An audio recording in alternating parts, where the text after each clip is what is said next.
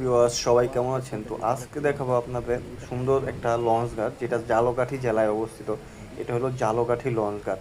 এক সময় এই লঞ্চ ঘাট থেকে প্রতিদিন ঢাকা টু ঝালকাঠি লঞ্চ চলাচল করতো, যেটা এখন অনেক সীমিত, শুধু বর্ষায় চলে।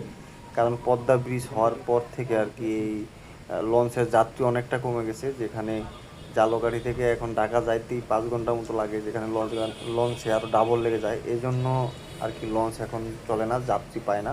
তারপরেও হয়তো মাঝে মধ্যে আর কি বন্ধের শুক্রবার বা ঈদের টাইমে স্পেশাল লঞ্চ চালু করে। তো এইটা হলো লঞ্চ ঘাট। এই লঞ্চ ঘাটটা একবারে শহর, ঝালকাঠি শহরে অবস্থিত।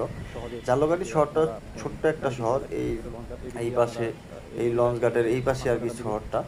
তো ছোট একটা ঝালকাঠি ছোট একটা শহর। আপনি চাইলে আধা ঘন্টায় এই যে এদিক দিয়ে শহরে যাইতে হয় আর কি, এটা শহরের রোড, কালীবাড়ি রোড।